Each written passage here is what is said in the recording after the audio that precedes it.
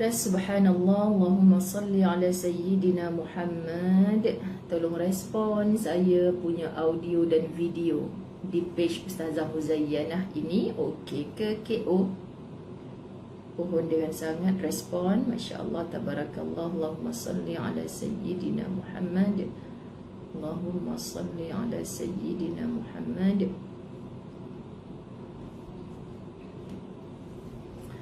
Okey, jelas. Alhamdulillah. Baik. Sahabat-sahabat muslimin muslimat dirahmati Allah, kita mulakan dengan lafaz mulia Bismillahirrahmanirrahim. Alhamdulillahirabbil alamin wassalatu wassalamu ala asyrafil anbiya'i wal mursalin wa ala alihi wa ashabihi ajma'in. Rabbi shrah li sadri wa yassir li amri wahlul 'uqdatam min lisani yafqahu qawli. Rabbi yassir wa la tu'assir ya karim. Rabbi zidni ilma warzuqni fahma. Assalamualaikum warahmatullahi wabarakatuh. Apa khabar? Pada hari yang ke-17 kita bersama kitab La Tahzan sampai ke tajuk yang ke-16. Bab yang pertama dulu, ya Allah. Kita nak seru nama Allah sungguh-sungguh. Hati kita, jantung kita beriringan dengan sebutan nama Allah apabila ia berdegup. Subhanallah. Seiring dengan helaan nafas, tak pernah tinggal ya Allahu ya Allah. Tak pernah tinggal. Whatever lah kita nak sebut dalam bentuk nasyid, zikir, segala, tapi Allah. Apa pun berlaku nikmat, kembalikan pada Allah. Musibah, kembalikan kepada Allah. Indahnya, sebab itulah Quran menyebutkan bergetar hati orang beriman apabila disebutkan nama Allah. Now, sahabat-sahabat, kita sampai kepada pelajaran yang ke-16. Ustazah tulis dah tajuk di atas tu, 28 Julai hari ini, tajuk yang ke-16. Iman adalah kehidupan yang sebenarnya. Iman adalah kehidupan yang sebenarnya. Subhanallah. Kita boleh tag kawan-kawan kita. Sekali lagi, saya tak mampu nak menyebutkan setiap hari ke udara pukul berapa. Tapi insya-Allah bila Ustazah dah mula bersedia, Ustazah terus je on. Okay, jadi yang live ni boleh klik butang share untuk dimanfaatkan. Khususnya niat pada diri dulu sahabat. Jangan bila kita dapat satu tajuk tu niat nak sindir orang, niat nak repair orang lain, diri sendiri tak ter-repair lagi. Niat untuk diri dulu. Ni aku share dekat Facebook aku ni, one day dia akan keluar balik. Bila aku lapang-lapang aku boleh dengar balik. Niat untuk diri sendiri dulu. Hak yang keliling ni pelan-pelan insya-Allah dengan redanya Allah bermula daripada diri kita, keliling kita tu akan insya-Allah dia jadi macam magnet. Okay, sahabat-sahabat, kan apa yang ditariknya. Bila kita baik, insya-Allah hanya menarik yang baik-baik. Bila kita jahat, yang datang pun jahat-jahat jugalah. So kita mulakan dengan diri kita, insya-Allah berniat kebaikan. Baik. Baca satu persatu isi kitab. Subhanallah, indah ya. Orang-orang yang sesungguhnya paling sengsara. Tak nak jadi orang sengsara ni, tapi kitab ni bagi tahu. Orang-orang yang sesungguhnya paling sengsara adalah mereka yang miskin iman dan mengalami krisis keyakinan.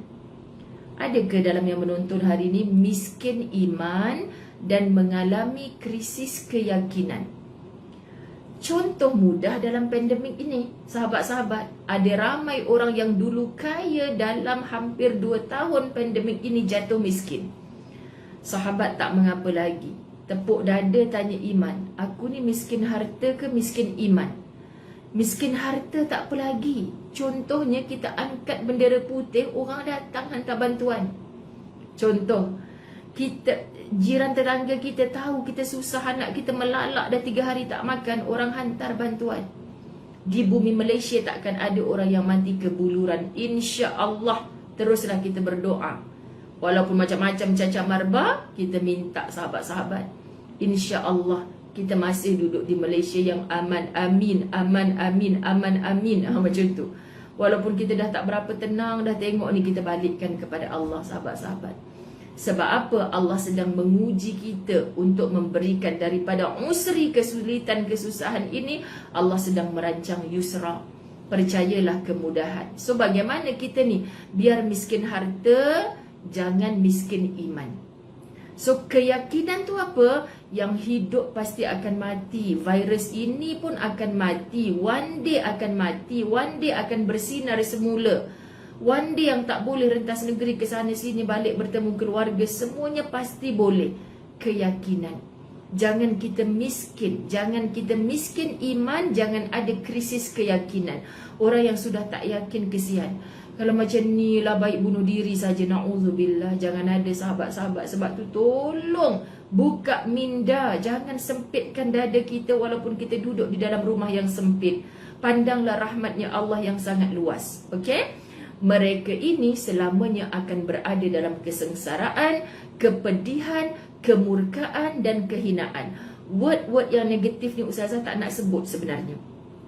Tapi kitab sebut, bila anda miskin iman, anda mengalami krisis keyakinan, pasti anda akan mengalami kesengsaraan. Walaupun rumahnya besar, sengsara sahabat. Kepedihan, walaupun ke sana sini dengan kereta mewah. Kemurkaannya Allah dan kehinaan. Nampak macam orang semua yes boss, yes boss. Tapi belakang orang tak respect lah. Kerana kita tidak ada adab. Sebelum kita tidak beradab dengan hambanya Allah, kita tidak beradab dengan Allah, pemilik kepada segala hamba ini. Inilah yang dimaksudkan orang yang miskin iman dan mengalami krisis keyakinan pasti akan melalui kesengsaraan. Tali tak dengan tajuk Iman adalah kehidupan yang sebenarnya. Raihan nyanyi lama dah. Kan sahabat-sahabat, iman ni sangat bernilai. Tak dapat diwarisi walaupun ayahnya seorang ulama. Kita kena cari sendiri. Subhanallah. Kata Allah dalam surah Taha ayat 124. A'udzubillahi minasyaitonirrajim. وَمَنْ أَعْرَضَ عَنْ ذِكْرِي فَإِنَّ لَهُ مَعِيشَةً ضَنْكًا. Dan barang siapa berpaling dari peringatanku, وَمَنْ أَعْرَضَ عَنْ ذِكْرِي, kata Allah, berpaling dari peringatanku, maka sesungguhnya baginya penghidupan yang sempit. Sahabat-sahabat, tak payah cakap macam ni lah. Tak payah, kalau kita ni tak nak refer Taha 124, kita duk tanya diri, aku ni anak pada mak aku, kerja apa pun tak ada lagi. Ni kalau ada orang muda yang menonton, tadi siapa yang panggil Ustazah Umi Zai? Itu anak-anak Ustazah lah tu. Sahabat-sahabat, Masya Allah. Baya-baya anak Ustazah lah kan. Dia kata apa? Umi Zai nak nasihat macam ni. Apa dia? Dan barang siapa berpaling dari peringatanku. Mak ayah dah bagi undang-undang. Nak jadi anak mak ayah ni, kalau keluar rumah mesti begini. Balik rumah pukul sekian. Balik ke kolej, duduklah dekat negeri mana terpisah dengan mak ayah. Ingat, kalau satu hari nanti sahabat-sahabat, mak ayah kita dah kata kan, berpaling daripada peringatanku, jangan marah. Mak pun nangis-nangis, abang, janganlah sampai anak kita tu tak boleh balik rumah dah bang. Janganlah sampai tak mengaku anak. Abang dah cakap banyak kali kan. Kita kalau dibuang oleh orang tua pun kita rasa sakit. Anak-anak merajuk macam mana sahabat. Selama mana BFF nak tolong, boyfriend nak tolong, selama mana orang lain nak tolong. Mak ayah juga yang akan sayang kamu lebih mengatasi segala-gala. Kadang dirimu tak sayang pada dirimu, mak ayah lebih sayang dirimu lagi. Sahabat-sahabat, jadi mak ayah ni kalau dia buat undang-undang, kita ikut je. Sebab dia takkan mencampak kita ke lembah kebinasaan. Mak ayah semua nak mengajak kita kepada perkara-perkara kebaikan. Jadi itu mak ayah yang melahirkan, yang mengandungkan kita, yang membesarkan kita. Yang menciptakan kita itulah Allah pun ada undang-undangnya. وَمَنْ أَعْرَضَ عَنْ ذِكْرِ, barang siapa berpaling dari peringatanku. Apa peringatannya Allah? Allah nak suruh kita balik ke kampung akhirat penuh persiapan. Allah nak suruh kita ingat Allah sentiasa. Berpaling kamu dari peringatanku, itulah Quran dan sunnah Nabi SAW. Maka sesungguhnya baginya penghidupan yang sempit. So kita dah dapat jawapan. Kehidupan yang sempit sekarang ni kerana apa? Kita tak cukup balik kepada Allah. Sebab itu wahai orang yang berumah besar, masih merasa sempit, muhasabah. Apa hubungan aku dengan Allah? Di mana kedudukan Allah di hatiku? Kadang kita letak paling bawah sekali sahabat-sahabat. Sebab tu kita nampak ada orang yang susah, kayuh basikal, belakang penuh dengan barang-barang terbuang. Jumpa orang boleh hai, angkat tangan, salam. Ini kan Myanmar ke Rohingya ke yang datang dekat negara kita ni kan, ronda satu taman. Ustaz suami saya selalu cakap yang Kita jumpa dengan mereka ni tak pernah tak senyum, tak pernah tak angkat tangan, tak pernah tak angguk kepala tanda hormat. Allah, bagusnya lah mereka ni kan. Kadang-kadang jumpa sesama kita nak bagi salam pun tidak, sahabat-sahabat. Kan, kerana apa? Mereka tu kita nampak macam sempit hidup, tapi masih mampu memberi kegembiraan kepada orang lain. Allahu Rabbi. Benarlah kata Allah, bila kita berpaling daripada peringatannya Allah, maka jangan tanya Allah, kenapa hidup aku ni sempit. So, pokok pangkalnya balik kepada iman, sahabat-sahabat. Tidak ada sesuatu yang dapat membahagiakan jiwa, membersihkannya, menyucikannya, membuatnya bahagia. Apa yang ada dalam ni sahabat? Jiwa kita ni. Apa yang boleh membuatnya bahagia dan mengusir kegundahan darinya selain keimanan yang benar kepada Allah Subhanahu Wa Taala. Tak ada apa kalau kata saya nak pergi holiday lah Ustazah, puncak gunung, insya-Allah saya bahagia, silakan. Tapi balik daripada holiday tu still bahagia? Tak. Sebenarnya apa yang nak mengundang bahagia, menghindar kegundahan, menyucikan jiwa? Jawapannya iman. Sahabat-sahabat dirahmati Allah, kerana iman ini kita tunduk kepada Allah, Tuhan semesta alam. Allahu Akbar. Jadi bila kita sebutkan apa ni, mak ayah lebih baik pada kita daripada dia. Allahu Akbar. Sahih sahabat, subhanallah. Jadi apa disebutkan? Allahu Akbar. Ringkasnya, kehidupan akan terasa hambar tanpa iman. So senang nak jawab, banyak kita bahas ni. Tanpa iman hidup hambar. Ada orang kata, Ustazah, saya dalam ramai-ramai kawan saya seorang je tak ada boyfriend, hidup saya hambar. Ya Allah, kesiannya lah sebab tak ada boyfriend, hidup hambar. Sahabat, berapa ramai sahabat-sahabatmu yang ada boyfriend, gigit jari, menangis sampai nak bunuh diri hanya kerana kena tinggal dengan boyfriend. Cubalah cari. Sahabat, berapa ramai orang yang berpangkat akhirnya kusut masai, tak terurus hanya kerana kena buang kerja. Sahabat, berapa ramai orang yang Masya Allah, Tabarakallah, dia rasa dia memiliki segala-galanya, tetapi dia tak boleh bangkit untuk membentang sejadah, untuk menyungkurkan kepalanya sujud ke hadapan Allah. Apa yang berlaku sebenarnya? Jiwanya hambar bukan kerana tak punya harta, tak punya boyfriend, tak punya kekasih, tak punya apa, tapi kerana dia tidak punya iman. Orang yang punya iman, makin tebal imannya, makin bahagia, makin kental jiwanya, makin tersenyum ceria. Subhanallah. Walaupun saat dia tak punya apa-apa pun, diangkat orang-orang kesayangan, ditarik harta yang dia ada, tapi bersisanya iman. Seperti Abu Bakar As-Siddiq, kaya raya sahabat, tapi kekayaannya sibuk diinfak ke jalan Allah. Bertemu Rasulullah, kalau nak berperang besok perlukan berapa ratus ekor unta, aku dulu. Perlukan kuda, aku dulu. Perlukan, sampai Umar Al-Khattab, lah engkau rupanya, aku ni kalau jumpa orang susah dalam kampung kita ni Abu Bakar, aku nak jadi orang pertama. Tapi bila aku sampai kat situ, hang dulu dah bagi sedekah, sumbangan. Umar Al-Khattab punya cerita. Ada satu tajuk dalam buku Superstar Syurga sahabat, tajuknya engkaulah orangnya. Apa maksud engkaulah orangnya? Rupanya kata-kata Umar Al-Khattab, setiap kali aku tahu ada orang yang kesempitan, aku berlari untuk menolong orang tu, berpagi-pagian untuk tolong orang tu. Tapi bila tengok, dah ada dah sebungkus makanan kat rumah orang ni, dia tanya siapa yang hantar? Abu Bakar.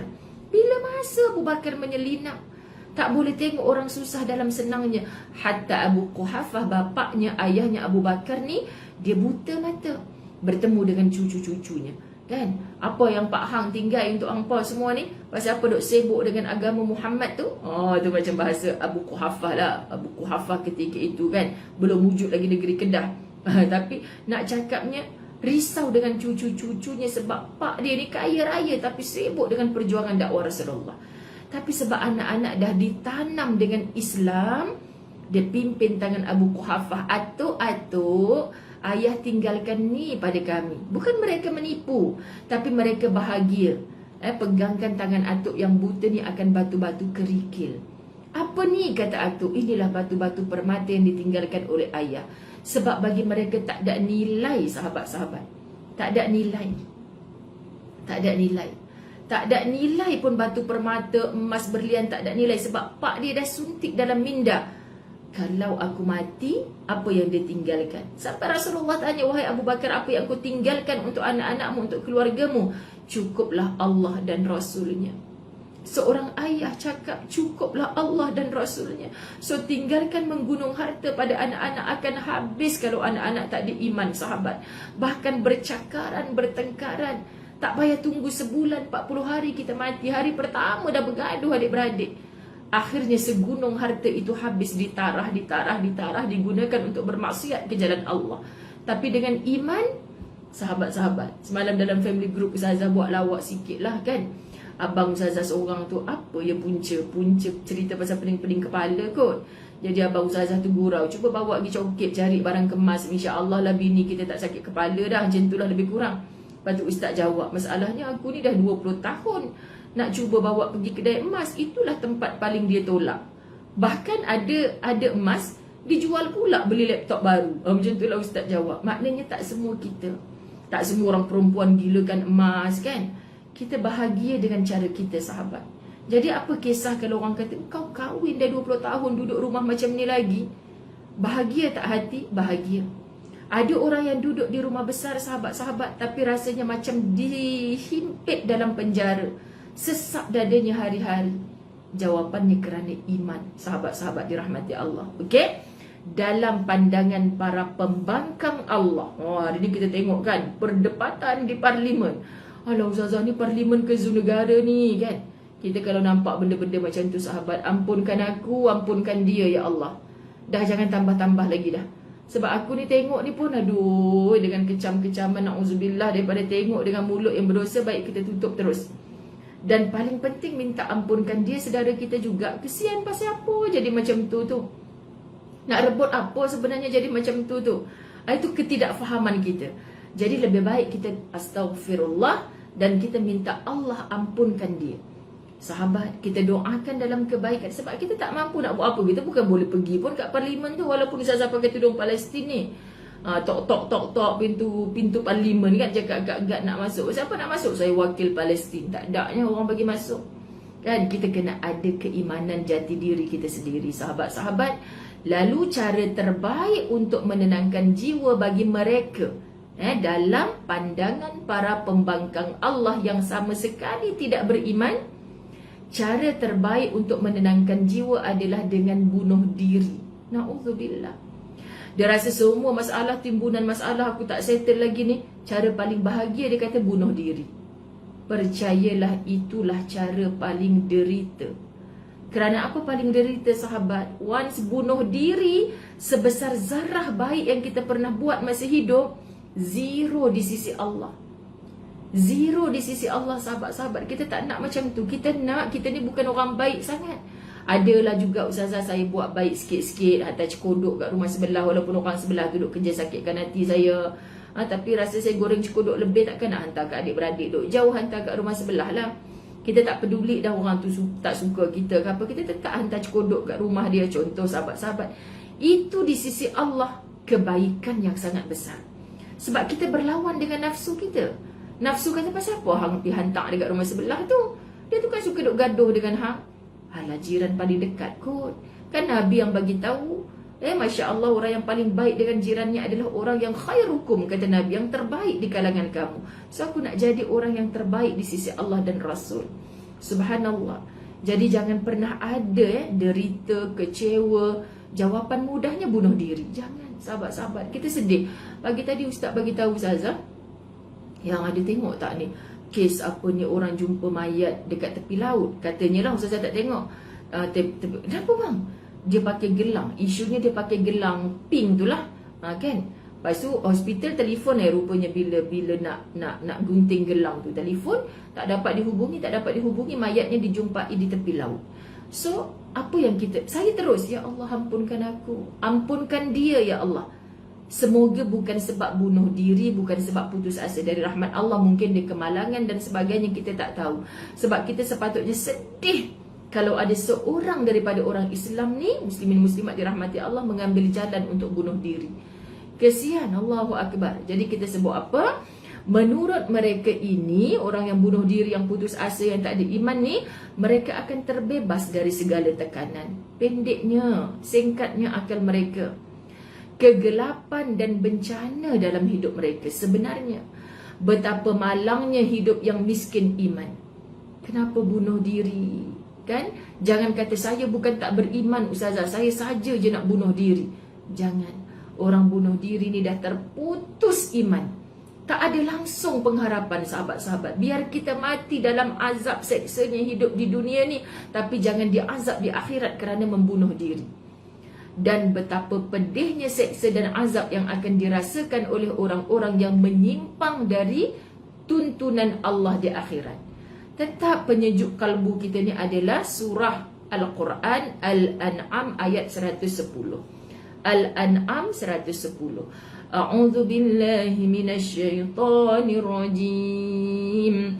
Wa nuqallibu afidatahum wa absarahum kama lam yu'minu bihi awwala marrah wa nadharuhum fi tughyanihim ya'mahun. Dan begitu pula kami, kata Allah. Allah cakap ni, memalingkan hati dan penglihatan mereka seperti mereka belum pernah beriman kepada Al-Quran pada permulaannya, dan kami biarkan mereka bergelumang dalam kesesatan yang sangat sesat. Sahabat, kalau kita baca ayat Quran yang bunyi macam ni, kita kata, zalimlah Allah tu, pasal apa dia suka orang buat sesat? Tak. Allah dah seru lama dah dalam Fatihah yang kita duk baca, ihdinas siratal mustaqim. Minta Allah tunjukkan jalan yang benar. Siapa yang Allah pimpin hatinya, orang yang bersungguh-sungguh berlari mendapatkan Allah. Selangkah menuju Allah, 10 langkah Allah mencari kita.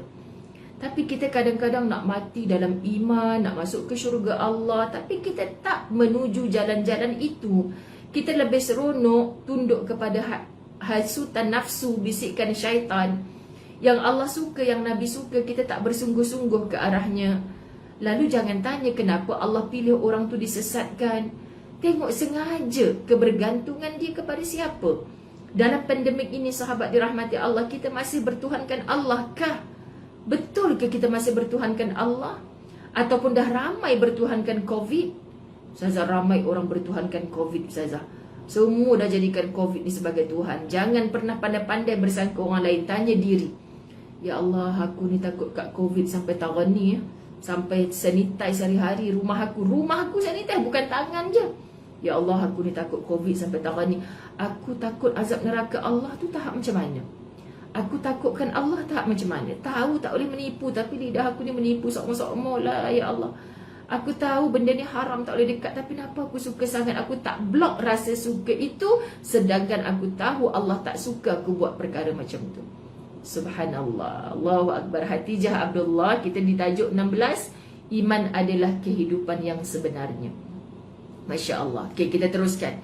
Kini sudah saatnya dunia menerima dengan tulus ikhlas dan beriman dengan sesungguhnya bahawa la ilaha illallah. Tidak ada Tuhan selain Allah. Sahabat, kalau anda ada yang baru sembuh dari COVID, sahabat-sahabat, cuba share dengan kami kat sini. Saya tak sempat baca satu-satu, terlalu laju kan, sahabat-sahabat dirahmati Allah. Cuba sungguh-sungguh, kata Ustazah, saya pun tak tahu punca dari mana. Tiba-tiba saya positif, saya kena kuarantin sekian-sekian. Ya Allah, Ustazah, maha besarnya Allah. Yang ramai bertemu dengan Ustazah, sahabat-sahabat dirahmati Allah, makin terkena dengan COVID itu, makin melihat maha besarnya Allah. Makin diuji dengan pandemik ini, makin betul lah Ustazah kan, ada duit banyak pun tak boleh nak ke sana sini, tak boleh nak terbang itu ini. Semuanya kehendak Allah kan Ustazah. Walaupun dulu-dulu kita duk rasa macam wawasan 2020 ni kereta boleh terbang, kita pun dah jadi Superman dah masa tu. Rupanya tak Ustazah, dengan kita berkurung dalam rumah. Kehendaknya Allah. Sahabat, lagi ada COVID, bukan membesarkan COVID, tapi membesarkan Allah dalam kehidupan kita. COVID is musibah yang Allah hantarkan. Dia akan jadi kecil bila mana kita membesarkan Allah. Lisan hari-hari Allahu Akbar. Tapi kenapa tak rasa besarnya Allah di hati kita? Kita masih membesarkan benda lain. Sahabat-sahabat, kita masih membesarkan benda-benda lain. Kita kata itulah besar, inilah besar, inilah besar. Sahabat-sahabat, ya, kita berikhtiar. Apa saja ubat, apa saja suntikan, apa saja saranan sahabat, kalau ini boleh dengan izinnya Allah sembuh. Tapi bukan semua itu Tuhan. Ustazah ada cucuk vaksin mati je pun, memang mati tu tetap mati. Bukan kamu vaksin atau tidak vaksin. Sahabat, ni kadang-kadang Ustazah nak cakap pun, Allahu Akbar, Ustazah bukan ahlinya, tapi Ustazah merujuk kepada yang ahli. Tak payahlah kita jadi manusia yang berantakan habis, tercalar keimanan kita. Pokok pangkalnya la ilaha illallah. Tidak ada Tuhan yang disembah selain Allah. Betapapun pengalaman dan ujian terhadap manusia sepanjang sejarah kehidupan dunia ini dari abad ke abad telah membuktikan banyak hal. Abad sekarang kita ni melalui bencana musibah wabaknya COVID. Nanti lepas 100 tahun kita tak tahu apa lagi. 100 tahun yang lepas, masa tu kita semua tak ada lagi atas dunia, mereka juga melalui ujian yang besar dari Allah. Pembangkangan itu dusta, kekafiran itu sumber petaka. Yang tadi hilang. Betapapun pengalaman dan ujian terhadap manusia sepanjang sejarah kehidupan dunia ini dari abad ke abad telah membuktikan banyak hal. Apa hal itu? Menyedarkan akal sahabat-sahabat bahawa berhala-berhala itu tahyul belaka. Kalau anda menonton Tadabbur Al-Mulk pengakhiran daripada Ustaz Syahri Abdul Rahman pagi tadi, subhanallah, hati saya menangis. Ya Allah, kalaulah seluruh orang atas muka bumi ini memahami pesanan Engkau dalam surah Al-Mulk, takkan berlaku berantakan seperti hari ini, ya Allah. Sebab memahami kerajaannya Allah sahaja yang kekal. Sahabat-sahabat, kalau kerajaannya manusia, satu masa jatuh, satu masa diangkat, dijulang oleh penyokongnya, satu masa penyokongnya sendiri yang jatuhkan dia. Itu biasa. Tapi sebab kita tidak hadam, tak melumatkan, tak mendarah dagingkan Al-Mulk, so kita tak nampak kerajaan Allah. Kita rasa kita lah yang hebat, kerajaan kita, aku mesti jadi raja, aku mesti jadi... pelik sungguh. Pelik sungguh sahabat-sahabat. Kekafiran itu sumber petaka, pembangkangan itu dusta, para rasul itu benar adanya, dan Allah benar-benar sang pemilik kerajaan bumi dan langit. Segala puji bagi Allah, dan Dia sungguh-sungguh maha kuasa atas segala sesuatu. Allahu Akbar. Ini akidah kita. Jangan pernah dalam ujian apa pun sahabat-sahabat kita menafikan hadirnya Allah sebagai Tuhan kita. Okey, kita tengok An-Nahl ayat yang ke-97. Dalam kitab ni ditulis, seberapa besar, kuat atau lemah, hangat atau dingin iman anda, maka sebatas itu pula kebahagiaan, ketenteraman, kedamaian dan ketenangan. Kata-kata yang positif kita suka dengar. Kebahagiaan, ketenteraman, kedamaian dan ketenangan. Semua kita nak ni. So Dr. Aida Al-Qarni kata, sebanyak mana mu nak kepada semua itu kebahagiaan, ketenteraman, kedamaian dan ketenangan anda, tergantung sebanyak mana keimananmu kepada Allah. Subhanallah. Deep, sahabat-sahabat. Sebab itu Ustazah selalu cakap, jangan pernah tanya, di mana Allah saat aku susah? Hei, tanyalah diri, di mana engkau meletakkan Allah saat engkau senang? Lisan kau sebut Alhamdulillah, tapi segala nikmat yang engkau dapat engkau gunakan untuk bermaksiat kepada Allah ke? Bukan begitu caranya orang yang bersyukur kepada Allah. Okey, jadi sebanyak mana tebal keimanan kita sahabat, kita akan menjadi orang yang kaya kebahagiaan, ketenteraman, kedamaian, ketenangan. Semakin mengecil nipisnya iman kita, kita akan dapat sedikit kebahagiaan. Saya tak rasa bahagia Ustazah, baru sekejap dah diuji macam ni pula, dah sakit gini pula. Muhasabah, hisab diri sendiri. Kata An-Nahl 97, a'udzubillahi minasyaitanirrajim. Man 'amila salihan min dzakarin aw untha wa huwa mu'min falanuhyiyannahu hayatan thayyibah. Allahu akbar. Wa lanajziyannahum ajrahum bi ahsani ma kanu ya'malun. Barang siapa, Allah, dengar elok-elok ayat ni, An-Nahl 97, kita dapat jawapan sahabat.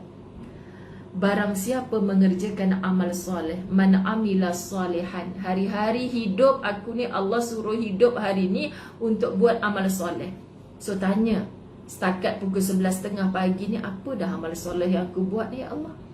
Amal soleh ni tergantung niat aku di dalam tu. Untuk apa aku pagi tadi duha sekejap, sebelumnya aku bertahajud pukul 4 pagi tadi, aku bersolat, aku membaca Quran, untuk apa semua tu? Kalau yang tak buat lagi lah sahabat-sahabat dirahmati Allah. Sebab tu ayat ni, barang siapa mengerjakan amal soleh min zakarin aw unsa, tak kira lah dia lelaki ataupun perempuan, tapi wahuwa mu'min, dia dalam keadaan beriman, falanuhyiyannahu, ayat ni macam susah nak sebut, tapi maka sesungguhnya akan kami berikan kepadanya hayatan tayyibah, kehidupan yang baik. Ini jaminan Allah. Mu buat amal soleh, amal soleh, amal soleh, mu lelaki atau mu perempuan, falanuhyiyannahu, akan Allah berikan hadiah dari segi hayatan tayyibah, kehidupan yang baik. Kehidupan yang baik di sisi Allah bukan yang keretanya berkilat-kilat, rumahnya 4 tingkat, istrinya bulat-bulat, bukan sahabat, bukan. Dan sesungguhnya akan kami memberi balasan kepada mereka dengan pahala yang lebih baik dari apa yang telah mereka kerjakan. Ajrahum bi ahsan, Allah akan beri pahala yang lebih baik dari mereka kerjakan. Allah, orang beriman ni, dia buat baik satu, tapi Allah boleh balas sampai 700 kali ganda kebaikan. Sebab apa? Orang beriman ni datang daripada jiwa yang ikhlas, sahabat. Sebab tu pentingnya ilmu.